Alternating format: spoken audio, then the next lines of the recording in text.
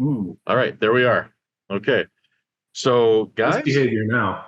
yeah, exactly. Button up, button up. So, Okay, does so everybody introduce ourselves? So, yeah, this is the original, or most of the original. Well, me not included. Most of the original Secrets crew. So, guys, thank you so much for joining us on this little kind of walk down memory lane class reunion sort of deal. okay, I'm John Johnson. I Going used to down be that the way. editor in chief for about 29 years, and now Carlo's the editor in chief. Carlo gets paid the big bucks. Yeah. Yeah, right. Yeah. Okay. That's how I get this Stacey. fancy background. Stacey. Stacey Spears. I started with Secrets, I think, in 95 or 96. And I work for Red. Well, I guess technically it's now Nikon since they acquired us a little while ago. Mm-hmm. Oh, cool. Sandy Bird. Secrets, I don't know, right around 2000, I'm going to say, is when I started with Secrets. Mm-hmm. Oh, man. Colin, who looks like he just got out of bed. I'll get a haircut later, but I didn't make it. Yes, I am Colin. I don't know when I started. I think it was late 90s.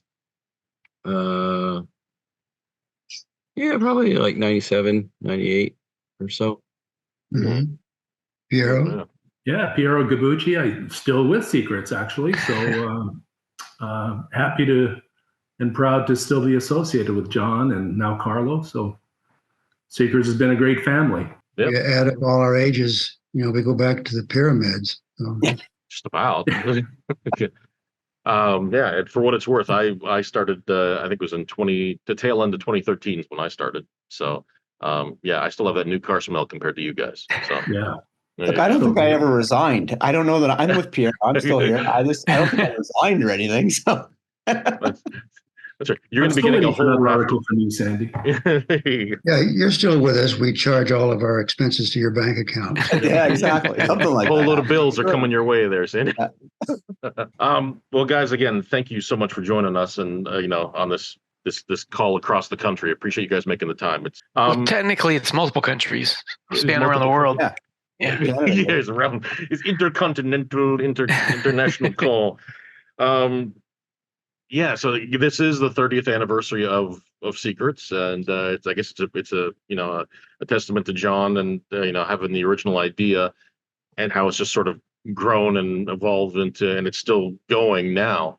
And I'm obviously happy to be a part of it, and I've learned a ton being here. I thought it would be kind of fun to have sort of a bunch of the original crew together. I know you want to do like a walk down memory lane sort of thing, or just kind of reminisce on some of the things that have happened, while you guys were here that kind of got Secrets going from the beginning. And I guess sort of, if I could maybe start with JJ for a second. I mean, how did each one of these guys how did you get in touch with each one of these guys to kind of bring them on board? Did you just put out like a call for writers, or did you just, did you meet them somehow, or how did you find each one of these guys? Well, Stacey emailed me when he wanted, and then we got to know each other, and I brought him on board. I can't remember about Sandy and Colin and Piero, but Sandy, did you contact me, or did I meet you, see you somewhere and ask you? I contacted you through a call. It was actually a call for writers. So again, I used to read the site. It was one of those things. It was where I got most of my information for whatever. I'm sure Stacey had a DVD. No, was it even DVDs then? I don't know. Something of like a DVD player that I was looking to buy and trying to find the best one. And I was reading articles on Home Theater Hi-Fi. And there was something in the ad somewhere that say, "Hey, looking for writers." And I applied, and I happened to be back and forth to California. And at some point in time, went out and met JJ and Susan, and I think maybe Cynthia at that time. And I discovered that Brian, who's not with us, and we don't know where Brian is. He's been lost on this meeting. I found out Brian was writing for Secret, and he lives in the same city as me. And I didn't even know Brian before this. So anyway, it's kind of an interesting twist. Yeah, that was the same for me. I think it was a Sunday morning. I was reading and responded to a call for writers, and within minutes, John responded. I said, I'm not very technical. And he said, no, we have enough technical people. Maybe an architectural perspective is okay. So I said, sure. 2 weeks later, a big set of speakers showed up. How about you, Colin? How did you first get involved with secrets? My roommate worked for the company that helped JJ initially do web development, which I think the lady who ran that was one of her claims to fame was she designed Boba Fett's costume. Oh, wow. Okay. Yeah, I don't remember her name though. She's not that famous, I guess.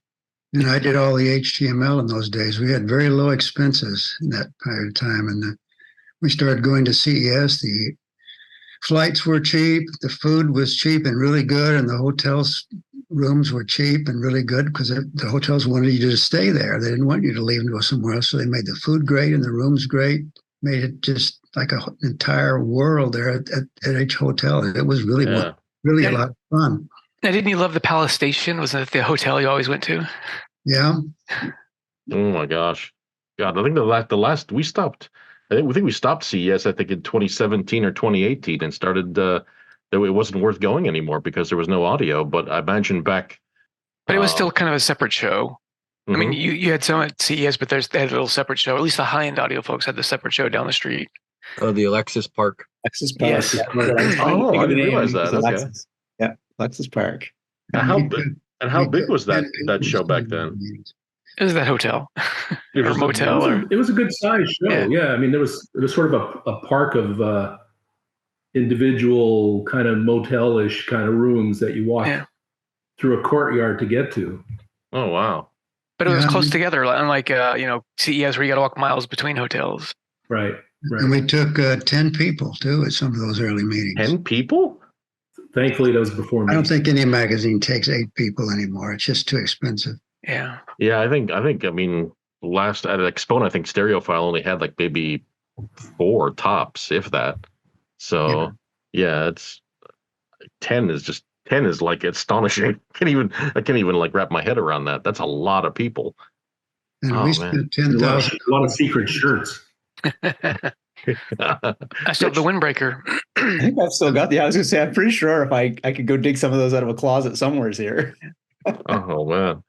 Yeah, and a booth cost us $10,000. Oh, so you guys had a booth at one was it just at one CES or was it several CES meetings? Oh my gosh. Yeah, we were able to adjust the banners ourselves, so we did way up high, and they'd say lower it. Yeah, the CES manager said, "No, you can't have your banners, 15 feet higher than everybody else, so I lower them." Oh man. Oh, and then we would break down and get out of there before the union guys would show up. Oh, did you have to use? Did you have to use? We brought our own stuff in one time. We brought our own stuff, filled it in, and then the union guys came and took it out and brought it back in. Oh my gosh! Oh, well, let me ask you this, since we're kind of going down this a little bit of sort of memory lane sort of thing or whatever. I mean, do each one of you guys have a one or more like particular stories that or things that stand out in your mind from like being part of Secrets? I mean, whether it was like a show or whether it was a review or whether it was like anything. My favorite thing was watching Colin try to shield speaker cables with cookie sheets. That was what? Hold it. Okay. So explain that one to me. So we had some really high-end speaker cables, right? I forget what the company's name was. But we had the audio precision audio analyzer, right? And the noise floor was terrible. Absolutely terrible. So Colin was trying to improve that by using cookie sheets to shield them. And eventually the wax paper? No, actual cookie sheets, baking sheets. Or the metal. The metal, yeah. And then at the end, we went and pulled out the yellow and white ones or red and white ones that come with cheap DVD player, and noise floor went down dramatically. Oh my God! Company's name shall remain nameless. since they're now out of business. Yeah. Oh. I used. I was the first person to review Nordost flatline cables. It was a new product and a new company, and their flatline was $2 a foot. Oh, and wow. now they have some cables that are like $30,000 for speaker cables. So it's speaker cable market is just crazy now. Oh my God, I can't even wrap my head around it. Well, you can I- understand some of the pricing because they have to build extruders that just wind the cables in the configuration they want. That has to be all custom built. And some of those extruders cost like nearly $1 million. So Man, it's not something you can go on Radio Shack and order an extruder. I mean, they had to be built specifically just to extrude what you wanted.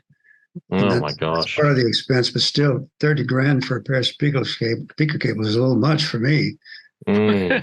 Don't mean to go off topic here, but I was talking to one company just recently who make like audio cables, and they're not like super ridiculously expensive, but they're up there. And I asked her, I said, okay, you know, when we talk pricing and stuff, and I said, okay, this isn't too bad. I mean, you know, for high end cables. And she was saying, well, we have to actually, starting in a couple of months, we're going to hike our prices up like 25%. And I'm like, is it because of materials? Is it because of you know, the whatever supply chain stuff or that sort of thing? And she goes, no, we actually had a few people who ordered like complete sets of cables from us cancel their orders when they found out what the price was because they thought it was too low. What? Really? And I'm like, you are kidding me. And she goes, no, apparently they were insisting our prices weren't expensive enough, so they canceled their orders. And how much were these cables? Say like a 2-meter run of like RCA. I think it was like maybe $600 or $700. They wanted to pay $1,500. I guess, or whatever. Yeah. Oh, I think we might have Brian coming on. Hey, Brian, thanks for coming on. Sorry about that. For some reason, I thought 4:30 like Pacific time for some reason. I'm and sorry. So I was like, wait, I got like 4 hours to go here. I'm sorry. That's on me because I like barely use Zoom at all to schedule stuff, and I probably mucked it up somewhere. So it's on me. I'm sorry about that. We're all here now. It's all good. It's all good. We've got my man Stacey, Colin. Oh gosh, man, it's been forever. Oh my gosh, Sandy. Good to see you, Brian. You too. It's like Hollywood Squares. Colin's like Paul Lind or something in the middle. This is good stuff. Oh my gosh. You know, another fond memory was our favorite company, Richard Gray's Power Company. Oh, yeah, I remember. Oh wait, so what are we talking about? What I miss? Kind of fond memories or the instance, like we were just talking about the I don't know if you remember the DVD or the DVD benchmark where Colin was trying to shield some high-end cables with cookie sheets. Yeah. Richard Gray's Power Company. I mean, in anticipation of this, I was actually I kind of guessed that might be the question. Like, what are some of the good memories? What are the best memories? That's exactly what we're talking about right now. Like, bringing up memories. For me, the early days. I mean, I can talk for hours about the early days and the chance that John gave me, and the first time we met in the lobby of the Stratosphere in Vegas. But if you ask me, like, what was the best part of those early days? It was honestly going to those shows, not for the shows. I mean, yes, CES that's cool, it's great, it's awesome. But it was like the one time of year that we, peers and soon became friends, actually got to see each other face to face, other than emails back and forth. So it was less about the show and more just the shenanigans that we all got up to. And I remember the very first show I attended was CES 2000, I think. We stayed at the Stratosphere, everybody, and we had a booth that year. You remember that, John? We actually had a booth, the Secrets booth. And Richard Gray's Power Company, their booth was not far from us. It was just like across the way kind of thing. and we spent the entire show kind of like just snickering and giggling at their marketing and everything. Like I think it was Colin that tried to engage him in a conversation, like what's inside the box. And of course he wouldn't answer. And what's in the box? What's in the box? What's in the box besides a couple of receptacles and some 12 gauge wire? Oh my God. But those really were the best of times. I mean, and that first show especially is the first time I met Stacey. It's the first time I met Colin, and it didn't take any time at all for us to connect. And it was like it was the year later that Sandy. We all just connected organically because we saw in each other a common values when it comes to all of this home theater and hi-fi stuff, and we like to ridicule the same stuff, and we kind of had the same we had the same values for truth. I mean, that's what it was all about, and I think that John really laid the groundwork for that. I remember come up with a practical approach. I remember 31 years ago when I went to the CES. We didn't have the magazine then, and I told one of the manufacturer's presidents that I was going to start a magazine online. And he went around telling everybody, he said, we're going to have somebody that's going to put a hi-fi magazine online. I did. I looking back at some of those first articles, we were much more critical of the technology in our reviews back then than we are now, because I think that the technology has matured and there's not so many electrical engineering mistakes being made. Now they're DSP mistakes. Yeah, well, there's that. Oh, I do remember one of my favorite things about going to that meeting was the chicken pot pie at the Palace Station dinner restaurant. It was sure good. The dinners. I mean, yeah, we should talk about home theater, hi-fi technology, and especially the site and the evolution. But yeah, the dinners. Oh my gosh, the dinners. The dinners were the best, especially with Paradigm. Oh, it became known as the Paradigm dinner. Yeah, everybody wanted to be at the Paradigm dinner. That was an event. I got a chance to experience, I think, one or two of those. Yeah, before it all stopped. But man, and since we were the only hi-fi magazine on the internet, I used to get maybe 300 CDs a month. Music manufacturers saying, please, comment on the. I mean, I gave away 1,000, of CDs to the library, and kept the ones, the music that I really wanted. But there was just nobody else publishing on the internet back then. I remember in those early days when we still had a booth at the show, those 1 or 2 years. I remember, John, some random person came up to you and was asking about the site, and they were so puzzled that you didn't charge for access to the site. I remember that, and they were just like, "Well, how do you make money? How do you survive?" And I remember when they walked away, I'll never forget this. John said, "Man, I love being a maverick. I love being a maverick." That's what he said. Yeah, I didn't charge because it really didn't cost anything to produce the site. I did all the HTML myself for those first year or so in the article because it was simple. It was easy to do. Well, now the sites are so complicated with the advertising and the. Did a lot of work in front page. And so we're just for context, we're talking late 90s here when I started to get involved and started to help John with some of that stuff. And at least in my corner of Canada, dial-up was still the way to go. And it was you paid for only so many hours a month. And I remember like constantly I would connect, check mail from John, disconnect. And then like 15 minutes later, connect to the internet, check for mail from John, disconnect. And this is just what every evening, this is how the phone would go. Constantly connecting, checking emails, sending emails. Hey, did you update this? There's a spelling mistake here. We went back and forth some evenings a lot like that. We did it all ourselves. Yeah, and you designed the first logo. The stamp, the secrets, the oh yeah, because I was thinking like James Bondish kind of secret service, top secret, that kind of thing. That's what we affectionately call the meat stamp. Is that right? It's right there in your background. Yeah, I came up with that in Corel Draw. That's what I was using at the time. Corel Draw. You're responsible for that. That's Corel Draw, and gosh, this is embarrassing. I can't think the name of the font. It was like I can't remember. It's like a precursor to what we now know as like Impact. Hey, John, so because you originally started this out as almost like kind of like a message board sort of deal. And it had to be simple because I was doing all the HTML myself. So, but at what point did you realize it was going to be like turning into something? It changed and turned into something bigger than that. When products were getting thrown at us for review, and also getting those 300 CDs a month, I realized that this was going to turn out to be something really important, informative, and valuable to the AV community. Now, when we say that we're the first online audio video website, is that globally or is that North America? Because I know globally we were the first one in the world.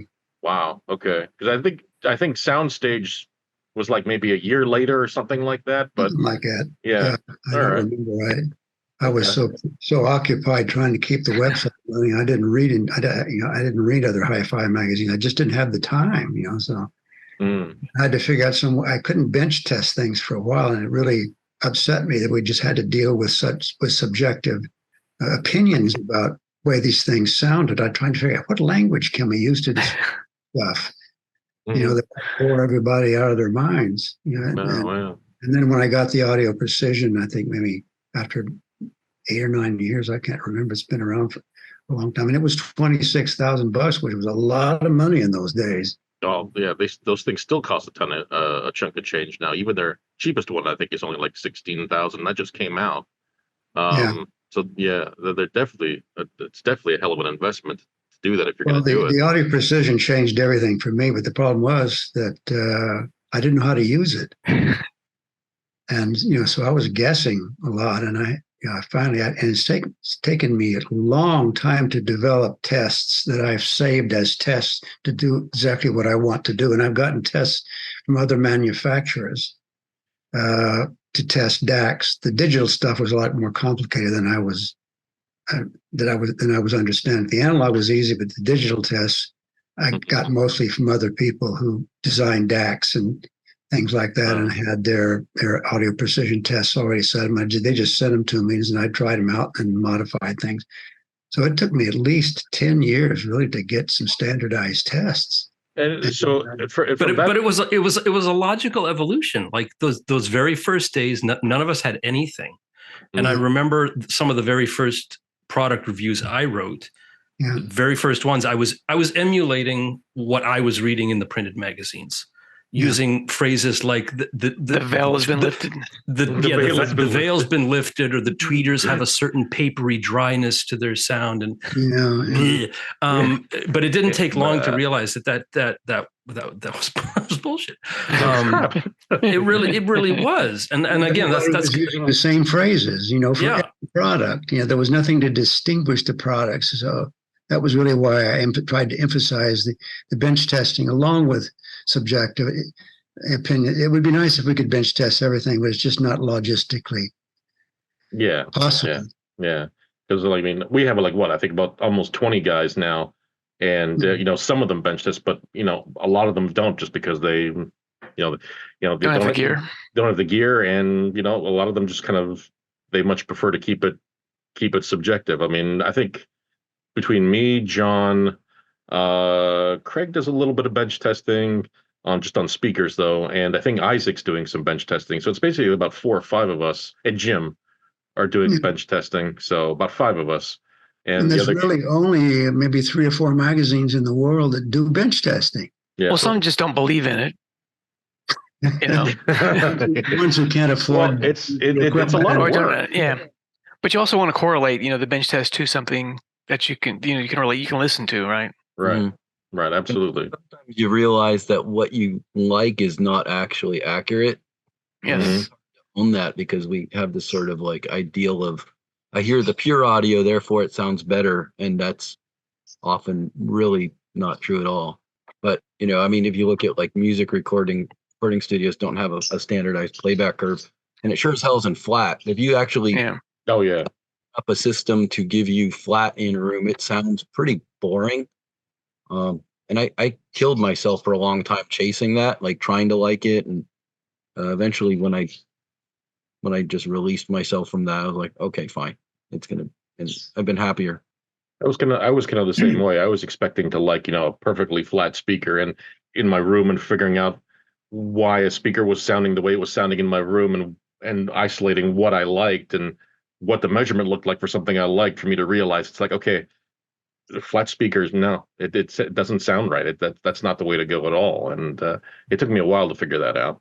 So, and it's also a complex interaction. So if you do a quote unquote calibration, you can take speakers that quote unquote measure flat in the room and they sound different tonally, just because of how it's sounds going off in all different directions. You got different surfaces.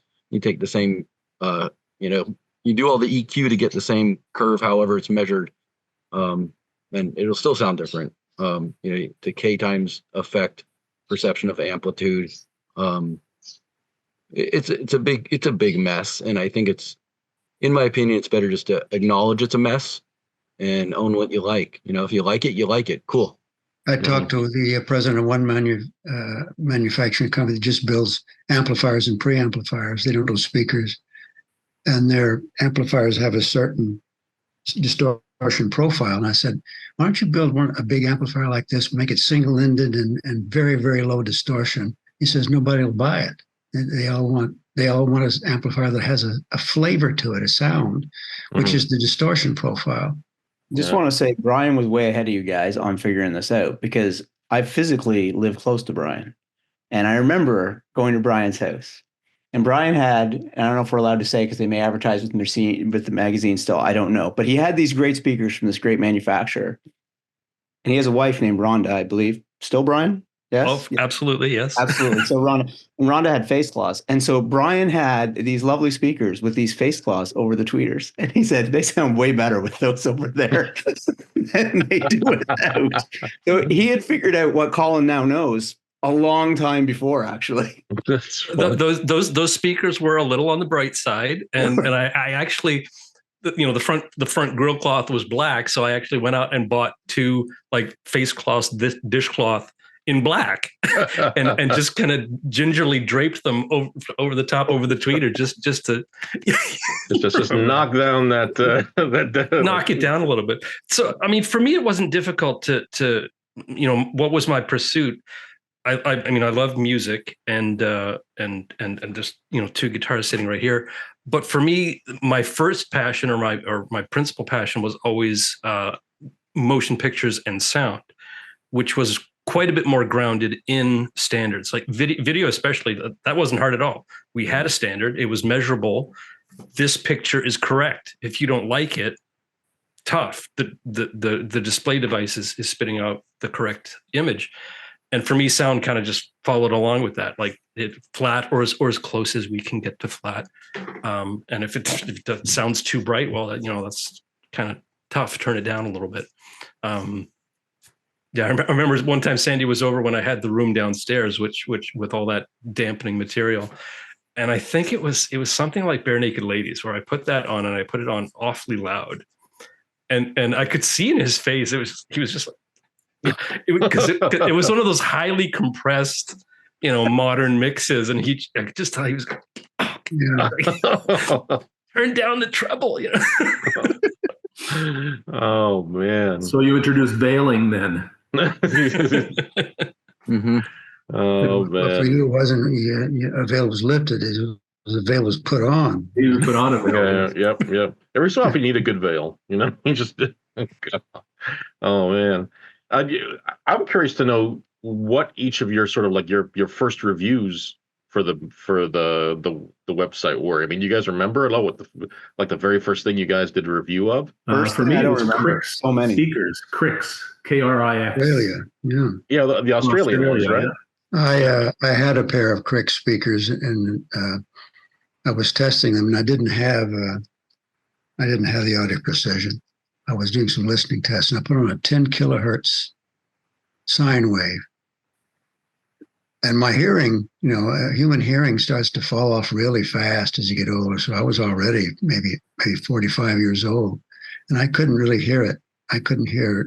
And so I cranked it up, and I had a cat sitting on the chair in front of the speakers named Buttons. And I cranked up to a church. Now, cats have very good hearing. I cranked it up. I couldn't hear it. And she got up and left the room, and then I blew the tweeter out. So she was probably hearing 10 kilohertz at about 10%. That's harmonic distortion, and she couldn't stand it because I'm sure she could hear it at least to 30 kilohertz, maybe 40. Cat leaves the room. There's your sign, man. And so they sent me another tweeter, and I mounted it in there. I told them I just blew it out. I did the same thing to an Anthem Paradigm subwoofer. It's their $10,000 subwoofer. Had six 10-inch drivers and 5,000 watts of audio power. So I got 2 of them in. Oh my I God. one up to run 120 volts, and I ran like 10 hertz in there and just cranked the volume up, and the subwoofer exploded. I mean, it went kabang. You know, I'm amazed those guys still like us. it blew up. And what was happening was I was getting the voltage drop because the current it was drawing on this 5,000 watt. Well, with 120 volts, it was like 2,000 watts. But it was trying to move all these 6 drivers, and it was probably dropping down to maybe 80 volts or something, and it blew up. So they sent me another one, and I brought in 240 volts. And now, whenever I use those 2 subwoofers in there to play Copeland's Fanfare, the best version that I have, my neighbor 2 houses up says she can feel her foundation shaking. She knows John's playing his system in the lab. There we go. With those subwoofers. And I still use that album as a test for speakers to see what the bass drivers can do. But with those subwoofers, they took it. And I mean, the foundation, Sue could feel it in the house shaking. You know, the lab is separate from the house. She could feel that. And the neighbors could feel their foundation shaking 100 feet away. You don't live on a fault line or anything, do you? Just want to make sure about that. We do live on a fault line, a big one. You know, and it's been creaking lately. I was wondering. It's like, geez. How about the rest of you guys? Sandy, well, Secrets and Paradigm speaking of Paradigm, go way, way back. Yeah. I hope we still have a good relationship with them. Oh, we do. They're still a sponsor with us. They were one of the very early sponsors. And I remember at one of those early shows begging the marketing guy at the time, Mark Ailing. I was like, please advertise, please take out an ad.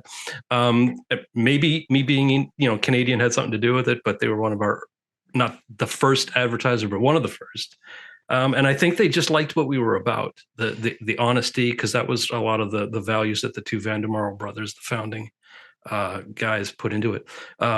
My first review was of a Paradigm piece, and I followed John's website from the very start, and I can't remember exactly how it happened. I think I might have just reached out to him with a question or a comment, and I might have said I'd love to write, and he said, sure, write something. I said, well, what should I do? He said, just review something you already own.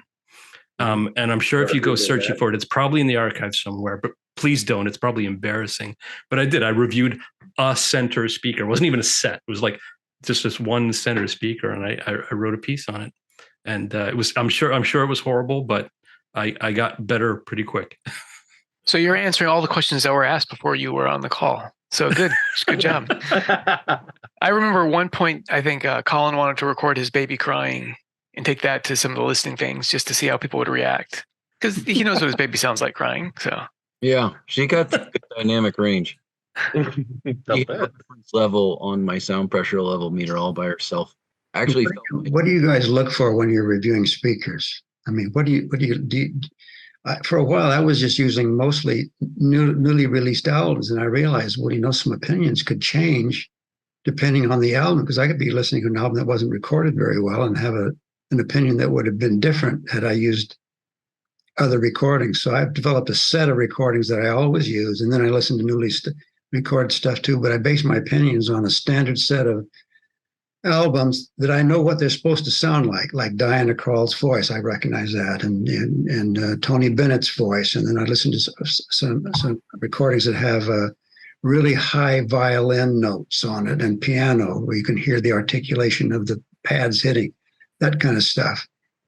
And that's something really I've just kind of done recently, is just publishing a review of some speakers in the next month or so, where I say, I'm tired of using just newly recorded music because it could change the opinion if I'm not familiar. And so I listen for dynamic range. I listen for violins to not sound edgy. It depends on whether you're using a silk dome tweeter or a metal dome tweeter. It makes a difference. But that also affects the edge transients. You want some of that too. You just don't want too much of it. And whether string bass sounds boomy or sound like a string bass instead of like a bass drum. And that's something that a lot of speakers have a problem with. So I don't know what you guys listen to, but I try to have a standard set of things that I want to find out about the speaker, rather than just, oh yeah, it sounds nice. It has good harmonic right correctness, all the bullshit, what that we hear on some of our reviews too. I'm assuming we all have a bunch of, we all use a bunch of recordings. We have a choice on some of the products. We can't do bench testing. We can't just say, yeah, it sounds nice. We've got to use all those standard adjectives. So it's a well, exactly. Industry. If we're still talking about the early days, especially when we didn't have any means of measuring anything, and this is where like Colin and I started to collaborate on some reviews. I think we took really a 50-50 approach. We delved deep into the technology, what the manufacturer's marketing or BS was, if we're being honest, distilling that and saying that, this makes sense, or this is just hyperbole. And that was kind of half of it, trying to find the truth in that. And the other half was, listening. I never had like a specific, I always listened to this exact same album. But I always listened for the same things, like turning something up really loud.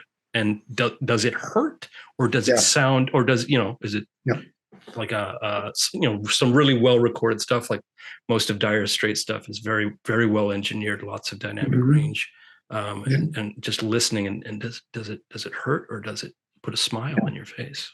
Yeah, cranking up is important with any product. Even a cheap amplifier will sound good if you're only playing it at 2 watts. But what happens when you're using it at 40 watts? And that kind of thing. And what do speakers do when you crank things up? All of a sudden, everything gets congested. You want to know where that point is. Is it getting congested at a medium volume, or is it just getting congested at a high volume? Getting congested at a high volume is okay if it's just a small bookshelf, inexpensive speaker. But it wouldn't be okay if it was like a $20,000 speaker. The differences are there, but it's hard to find a consistency in the way different magazines report their products. It's very hard. We've always tried to be basically scientific about it, but that problem with that is the writing is boring, so we have to balance talking about second ordered harmonics and making sure that people are entertained, because people who read all these magazines are really looking to be entertained, not just simply informed about the technology. They want to be entertained. Well, you want to be moved by the music, because you're ultimately listening to music or watching movies, or you're seeing some sort of entertainment. That's what the stuff is that we're reviewing. It's delivering that, and you want to be moved by it in the end, right? It's on some level. So yeah, the measurements are obviously important, but then that's also like 50% of it. I mean, there's the other component is does it make you, do you enjoy what it's delivering to you? I mean, the sound or the visuals, does it move you? Are you enjoying it? Is it convincing? So I mean, I guess it's balancing. It's balancing that. I would imagine. Yeah, I think the reality is it's still subjective, right? I mean, as John said, you can test it, but people are going to have different reactions to the same product. So for the most part, it's still very, very subjective, whether it's the music that you play, the quality of the music, the recordings. So I think that, deep down, it's still a very, very subjective analysis. But for me, it's when a speaker just opens up and you can just know that there's something about the speaker that makes it special. And you're not listening for anything in particular. It's open and it's transparent, and it sort of disappears. That's when you really know a speaker's good. Not that it does anything particularly well or fails in certain areas. You just know when that speaker, and sometimes it's something you can't really write about. You just sense it. You just feel it, that it's doing something really great. And it's hard to find the words sometimes. It is hard to find the words, yeah. An early experience that we had at one of the shows, I don't know if you'd remember this, Colin, it was when Odyssey was still a brand new thing. I remember the Texas, and they were demonstrating it and saying, here's on off, and they did it with 3 completely different sets of speakers all in one room, and they demoed on off with a really lousy set of, like, I think they were Panasonic, little, like the precursor to today's sound bars, and it made this huge difference. Like, whoa, my gosh, it makes this $100 speaker sound 10 times better. There was a midline speaker, I think it was a PSB, where it made some difference, but not as much. And then they happened to be our favorite. It was the M&K, S150 THX set, and it barely made any difference at all. And it just illustrated for me, it's like, okay, so we're clearly this speaker is starting from a much better place than the other one at the other extreme, because it needs much less help. I will tell you, just talking about the length of time, It's amazing to me nowadays how much better speakers are, and how much better all the manufacturers are. 20 years ago, you could have a distinct difference between speakers sounding crappy versus nowadays. I'm amazed how much good quality stuff is out there. Those Canadians and their National Research Council and the chamber and all that stuff. That's where all that came from. That was subliminal. I heard it. Mm-hmm. Yeah. I remember Brian having a conversation with Paradigm, and the benefits of a lot of came out that was actually trying to keep a speaker that was kind of sort of flat, at least in the mid range, where we get very sensitive. And I think the initial that sort of coincided with the THX program, which emphasized they weren't too revealing as far as the specifics of their spec. That was like you got to buy it or something, but more or less a relatively flat, quote unquote, accurate speaker. And we may have preferences, but like if you're doing narrow band peaks, for instance, those are very temperamental. They can be superficially kind of like, oh, it's so dynamic because things jump out at you, but that becomes fatiguing.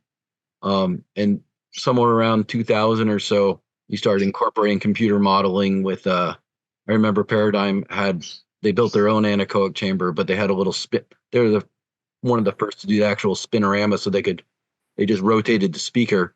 Mm-hmm. And we do it at distance. It wasn't any near field. Not like a clipple or anything like that. Yeah, which is, I think it's cool for if you don't have the space to do an anechoic chamber, but realistically, can you characterize how those waveforms come together with drivers that are physically spread at distances near the actual measuring distance? No, you cannot. So, I think it's good data, and I see it once in a while, and it's awesome. But somewhere around that time, I think they really kind of closed in the iterations on design, and by having those things available, where you could say these are verified within this criteria, and the measurement criteria is a whole nother thing, but that's what accurate kind of sounds like. Which I remember also in high-end audio, you had very expensive speakers that clearly sounded nothing like that at all. And once you learn to hear oh, this is hot at about 4K, which is where this ribbon kicks in, and they'd be selling ribbons are faster. That's why you hear that attack. And no, it's because it's going off and it hurts. And the other thing is distortion can add a degree of perceived air or texture or whatever, as long as it's within certain levels. So in the last 20 years or so, in terms of design, I think speakers have just jumped kind of crazy extent.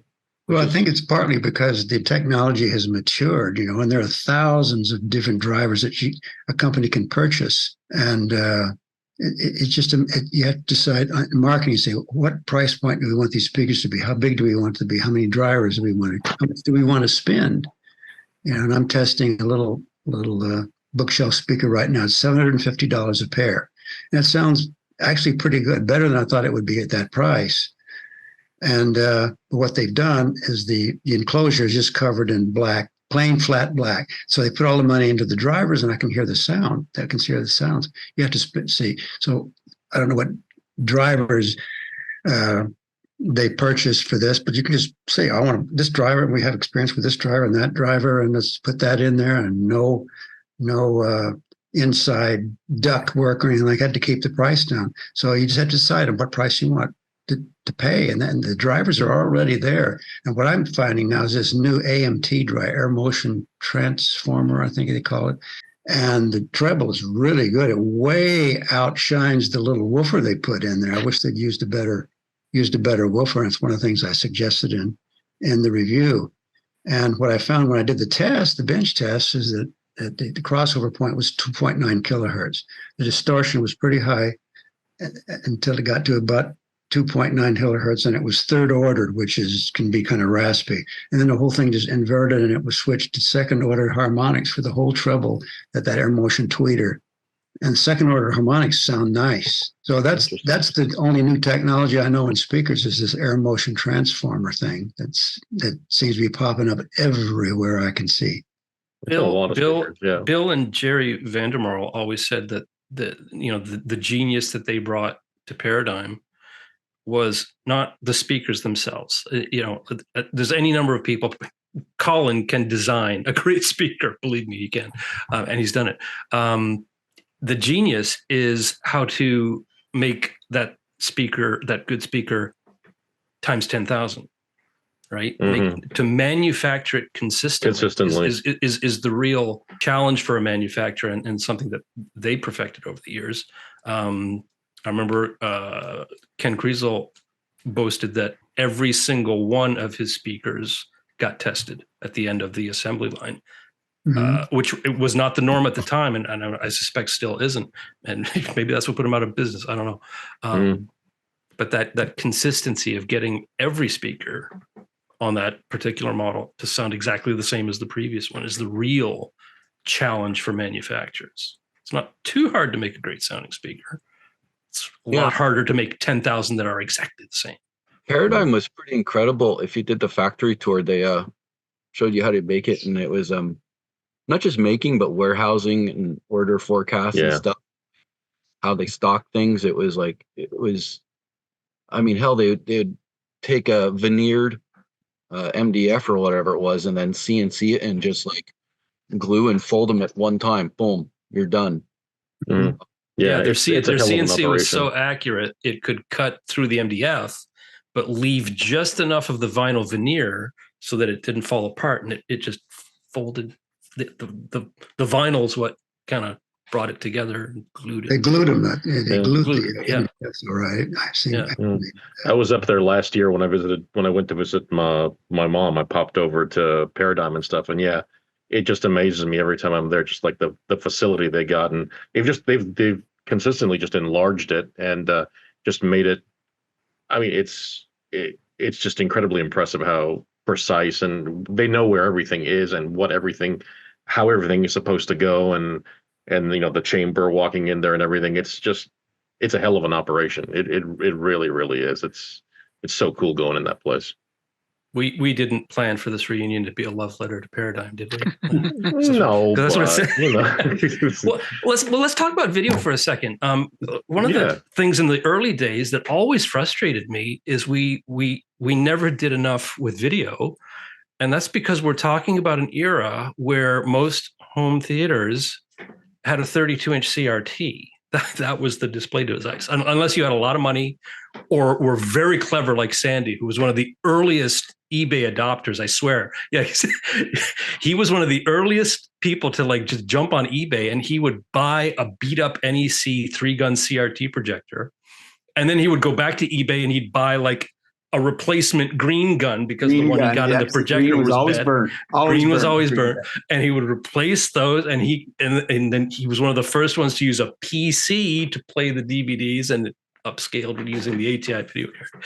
But in those early days, we could never get TVs. No one would ship us a 32-inch CRT TV. It's still right? Tough. It's still tough. It's a little bit easier with LCD, and projectors are a lot. The manufacturers are a lot, more amicable to send us projectors and stuff. But flat panel displays, it's still a fight to get those from manufacturers. I think one of the first legit reviews we did of a TV, as in we measured it, was Stacey. You bought a 40-inch rear projection Toshiba, wasn't it? And wasn't that the one that the delivery company put a forklift through the first one? Yeah. I forgot all about that. Oh my. I actually kind of want to curse Stacey, honestly, because he taught me how to find all the flaws in video. And, you remember the interlacing errors, and he would make us go buy these crazy DVDs that you would never, ever want to watch. Right. Blue's Clues. Blue. Exactly. I had a copy of Blue's Clues. That's right. And you would have to look for these interlacing errors, but then you learn to see them instantly, or DLP projectors, and you turn your headsets and the friggin' thing would rainbow like crazy. And I would, years after this, I would be like, sitting somewhere with people and be, oh man, the freaking rainbows. And they're like, what's that? I'm like, I'm not even going to tell you, because if I tell you, you'll be seeing it your whole life everywhere. Ignorance is bliss. Ignorance is bliss in video. You don't want to notice it. But we became like almost evangelical. Like Stacey would the chroma upsampling error, the interlacing stuff. Yeah. I remember going to this small the shop's long gone. You remember Magic Forest, Stacey? Oh, I remember Magic Forest well, yeah. I went down there one day with like the burnt DVD that had all of those like difficult edits and stuff. Yeah. And I put it in a crappy Toshiba player. And I was like trying to tell the guy that owned the shop, I was like, look how horrible it is. You shouldn't be selling this player. The only one you should be buying is the Panasonic, because it does it better. I must have sounded like, like a raving madman in the desert or something. Well, it's funny you mentioned this, because I think the very first CES I went to, I was like, walking around and checking out the audio stuff, and I got into the techniques area, and this was just when they were starting to come back with the new turntables, like the new 1200s. They were re-releasing all that stuff, and it was just coming back. There was their engineer there, Itani-san. Mr. Itani-san, yeah, exactly. I was introduced to him because he was working for Techniques now, and then he recognized the meat stamp on the logo. He said, "Oh, Secrets," and it's like, "Yes, you guys were very." And he goes, "The DVD benchmark," and I said, "Oh yeah, you've heard of the DVD benchmark?" And he said, "Oh yes," he said, "that was very important for us when we were refining and working on new DVD players, because you guys always would find a problem or a bug or something, and we would go back to the engineering and make them search for it and fix it, and it's like, it goes in the Blu-ray." And he said we kept using that sort of same ideas when we were working on Blu-rays and stuff, and that's like, well, this is great. And I was like, "Who are you, sir?" And it's like, and he explained what everything he did with the DVD development, and I found out later he holds like a bunch of patents and stuff. I mean, the guy's like a video wizard. And but it was so cool that he said, like, they really paid attention to the benchmark, the DVD benchmark stuff, and the BBC wanted to license it. Really, the Chromabug article, yeah. To this day, I'm still amazed at just how much attention was paid by manufacturers to this small group of guys that got together at Stacey's house on a weekend. And whirlwind weekend. So I'm from New Brunswick. Stacey was from here too, which is as far east as you can go in Canada, almost. So flew all the way across the country to Seattle. Got there late at night, and Colin was already there, and he insisted that we should just stay up all night and not sleep.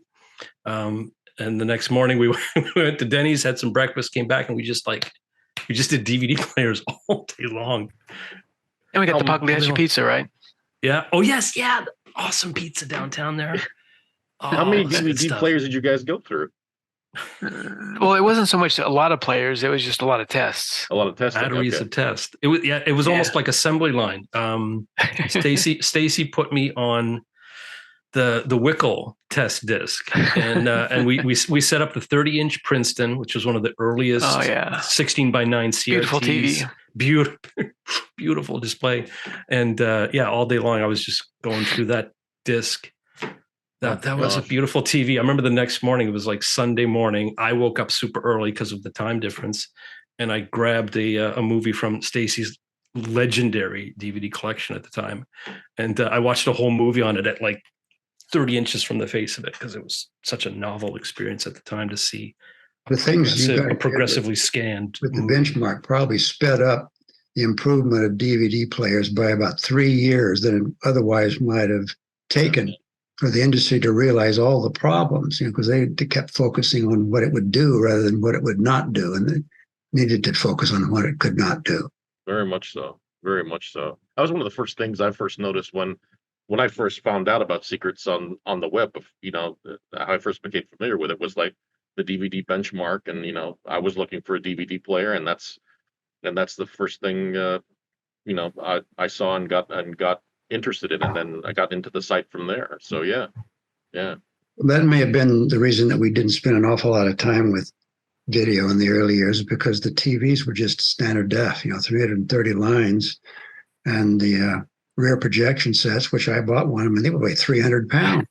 You Yeah. ship those things around. The image wasn't very good, so it didn't make an awful lot of difference. But when you had perfectionists like Stacey and Colin and Brian working on the video stuff like that, they improved things for the entire industry. Well, even with the first projectors, they were just 480i or 480p, and that Ferrugia line doubler was 15,000. So, Oh my God! Oh my gosh. And Laserdisc. The, Oh, yeah. The DVD player benchmark did codify from that period forward. For me, I became kind of really a hard nose when it came to equipment and price, because we all talk about the Panasonic. It did almost it did almost everything we wanted it to do, and at the time it was like $400, I think. And to me, it was like, okay, there's absolutely no reason for any DVD player to exist above $400, right? Because Panasonic proved they can get it right for that price point. Why spend $1,000 on anything, even if it does the same thing? Why would you spend more money? And that's kind of a philosophy that I've carried from that point forward. Like, it weighs more, it's shinier. Yeah, I think the less is really the insulting part, where we had I remember the PMDT. I think it was like, depending on the package you got, it was like it was over $3,000, which back then was a lot of money. And I remember Stacey saying, "Well, it has nice analog bandwidth." That's We're using digital outputs. that's pretty much it. Yeah. Well, it's like Oppo, right? The Oppo had the standard DVD player or Blu-ray player, and then they had the one with enhanced audio, but that was only for the analog outputs. Right. Right. And I think with what was the company who did Air? I think they had modified. Yeah, they bought the Oppo and modified the analog output stage, and Oppo took some of those mods and put it back into their next gen player. Some of them, not all of them. But Air had a switch on the back: measurement mode or listening mode. Oh, really? Yeah. Funny. Said, put it in this mode, it'll measure really well. Put it in this mode, we think it sounds better. I think the dissolving of the Oppo disc player market was one of the biggest disasters ever to hit. Yeah, well, it was MediaTek basically decided to shut down, and that sort of trickled down to everybody. Now, one of them is $3,000 on eBay if you can find one for a UHD. Was it 205? And it has so many flaws. That's why I have two, just in case one breaks. I've got a spare. I have three. One in the lab, one downstairs, and one up here in the kitchen for. I never got to the 4K ones. I still got a 105 and a 103 though, and they're great players. I've got 83, 93, 103, 203. They just send me one each time. I think, Brian, we got you some as well, right? Because you worked on the discs. Oh, yeah. Are you still into Meridian, Stacey? Is that still your speaker of choice? No, I was going to go. I was going to do Perlison and Trinov. Yeah. And the Trinov amps, because they can do true balanced. Like I remember your Meridian set though, back in like early 2000s. It was something else, man. Well, I mean, they really had the first true digital surround processor with the 565. I mean, Lexicon had one, but you couldn't get digital in. Man. And Fosgate, he had a great one as well. And, he designed stuff in the analog domain, but doesn't necessarily understand it. Like Roger Dressler did it, because I guess he worked on porting ProLogic 2 to digital. And the guys at Dolby were like, this is a brilliant design, but Fosgate had no idea how it worked. He just tinkered with it until he got what he wanted out of it. And it was great. It was brilliant. Oh my God! What kind of home theaters do you guys have? I mean, Carla, I'm sure you got a big system, like those speakers that are behind you in the graphic there. Oh, yeah. Right now I got. It's funny actually, because I'm still rocking an old 50-inch Pioneer Plasma, because it's still that still works all right. But we just got I ended up getting my hands on an ultra short throw projector, a Hisense, and we just got in. This is the first projector I've ever had in the house, and we just got in like a 120-inch screen, and it's just like, I've always been someone who's like sound first, picture meh, fine, whatever. I'll watch it on anything. But I mean, this 120-inch screen with this ultra short throw projector. I mean, no, it's not perfect, but oh my God, it's one hell of an experience to see a picture that big and a 4K image which is relatively sharp on something that big. It's like, wow. I'm like, okay, I maybe I've been missing some stuff for for a while. It's like it's definitely a new thing for me. So that's sort of been like the biggest sort of home theater thing I've had in a little while. Well, I have a lot of audio equipment for my home theater. I have a total of 10,000 watts of audio power in the home theater, but I have the 75-inch LED, and it doesn't have really good black levels. So I figured out a way to get around that just by turning down the brightness and turning up the contrast. And that gives me perfect black levels. The problem is, if you like a really bright image, it's not going to be terribly bright. So I've got around the problem, but I'm limited with brightness. But I don't like images that are 2,000 nits, and it blows my eyeballs away. I can't handle really high brightness images, so it's perfect for me. So I haven't replaced it. Oh, no. I imagine Stacey has about 10 flat screen TVs, right? No, I have two. I have the C9 in my bedroom and the 77-inch that just arrived today. What about you, Sandy? I had a beautiful home theater that I built with Atmos, like I don't even know what the numbers were, 9.2.6 or something crazy in it with all Anthem stuff. But that was in the previous house, which I sold about 3 years ago. And now I have a storage room with a lot of boxes filled with speakers and stuff. And I have an old Samsung frame with a Sonos bar and a couple of Sonos speakers in the back. And that's what I'm using right now. So anyway, I'm an embarrassment right now. It's convenience. Yeah, it is. It's very convenient. So have any of you done the in-wall route? In-wall speakers? Yeah, we renovated our living room, and the only thing that would have been allowed was something that would disappear, but I ended up putting in a full surround Atmos in-wall system from Golden Ear, and it's a great sounding system. Even your subwoofer? Even the subwoofer, yeah. And it doesn't rattle the studs? It's enough that it rattles the house enough to chase people away. So when I'm allowed to use it, anyway. Oh, I just was on a phone call actually with one of our other editors, Robert Kozel, and he just got he's had it for a little bit, but finally got it installed. One of the new SVS in-wall subwoofers. So he agreed to have it installed, cut the hole in the wall and everything. And he installed it, and so it said, everything went well. But he said when I started playing it, apparently he's got like two large windows in the room or whatever, and I guess the power of the subwoofer is rattling the springs in the windows, and he says it's making this ungodly vibration, and it's just ruining the whole experience. And so now he has to go out and see about getting those windows replaced or whatever, or at least the springs in them or something, because he said they just can't handle it. It's just too crazy. Yeah, mounting anything with a lot of moving mass to your structure is kind of you're rolling some dice. Yeah. If you can get some really low distortion subwoofers and then you start resonating your walls. See, I was planning to get 4 of those SVS subwoofers, but using the Trinnov bass system, their waveforming technology, where the back subwoofers basically can cancel out standing waves. Yeah, I mean that handles it acoustically. And I'm not saying you can't mount them in the walls, but you just want to make sure that you're not. Well, I was going to do a false wall and mount them in, because they have a case you can put them in. Yeah.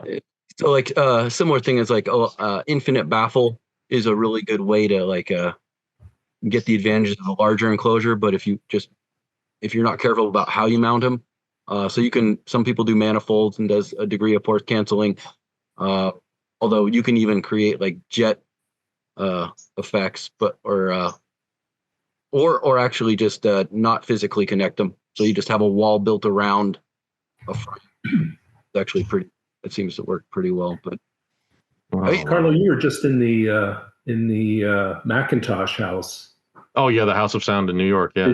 Did you manage to get into the theater as well? Yeah, that theater was crazy. That was. I mean, it was they had 18 subwoofers along the front. Yeah, it's Some like of the- 16 or 18. It was like I think it was 9.16.6 or Yeah. something like that. Yeah. It's just, I mean, I mean, it's a nicer theater than our like regular AMC's, down the way. It's just like unbelievable that theater. You're gonna make Yeah. JJ jealous. Yeah, that's worth anybody in New York City. If you can get near that, it's worth the trip if you can do it. Yeah. I mean, the other speakers they had in there were awesome too, like the Supremas and the big Macintosh things and all that. But that theater alone was like, I mean, that was a surprise for me. That was like unbelievable. Yeah, it was a big surprise. Yeah. I used to have 3 Velodyne 18-inch. They were DD 18s or whatever. DD 18s, and I had also a subharmonic generator that would take 40 hertz and generate 20 hertz, or 20 hertz and generate 10 hertz along with it. What is a subharmonic generator? It was called butt kicker, is it? The butt kicker. Oh, it's a butt kicker. That's what it was called. Yeah. Okay, so it's a butt kicker. All right. It's like, well, The subharmonic generator was a little preamplifier that just generated, instead of harmonics that are twice the frequency, it generated harmonics that were half the frequency. Mm-hmm. So it added them to the it was a control made a phase couple. The thing is that the Velodynes would respond to 10 hertz with a pretty significant output. So I would turn these things on when playing Aliens movies like that. And I mean, I couldn't hear anything. I could just feel the wind. It was. Oh my God! But I finally blew them all up. And I mean, they had early switching amplifier technology, which was subject to blowing up. So I blew up all 3 of them, and I just gave them away. Let somebody else replace amplifiers or whatever. And I got an SVS. You blow up a lot of crap, don't you, John? Yes, I've blown up a lot of stuff over the years. I've blown up amplifiers, speakers, fried the tweeters. Oh my God, and that's crazy. Sue really enjoys it, when I make them. Oh yeah, I'm sure she does. Yeah. I'm getting an email from her right now. It's like, yeah, no, don't listen to him. When I type in the test generator 20 millivolts and forget to type in V, and it's 4 volts instead of 20 millivolts going through a 500 watt amplifier, and it sounds like maybe 120 dB white noise. There's no speakers frequencies at that output, and I have to peel the cats off the ceiling. Speaking of Sue, since you mentioned Sue, I want to shout out to Sue. She was always awesome back in the day, so supportive. And Stacey, do you remember this one time we had a meeting at JJ's house? I flew out, and Colin came up, and you were there, and we just got together at JJ's house to have a meeting about what we would do for the coming year. And Sue was barbecuing. And she was getting stuff ready, and we came upstairs, and she said, "Okay, Brian, do you want a burger?" And I said, "Yeah, I'll have a couple." And Stacey looked at me and said, "No, you only want one. Trust me. Don't ask for 2, because they're just it's like 2 pounds of beef in this burger. They're awesome." Her hamburgers are always. I mean, I have to use a knife and fork. I can't. Oh my gosh. Yeah, no, Susan is awesome. I mean, probably the one story I have. I think it was actually the first time I had met her when we were at a Rocky Mountain Audio Fest, and I think it was probably like the first time I met you in person, John. Now, before I go into the story, will anybody be offended if I talk about MQA at all? Oh my Not God. really. When did I just go like this? No. Well, then you know. So basically, so we had gone to. This was when they had launched MQA, and Roberts and Stewart was there. Yeah. He was doing his presentation and stuff. And I think JJ, you, me, I think Robert was there. Piero, I don't know if you were there or not. I don't remember. I don't remember being there. Rocky Mountain. It may have just been me, Robert, JJ, Susan, and Cynthia. And we had gone over to the presentation, and so we were sitting down.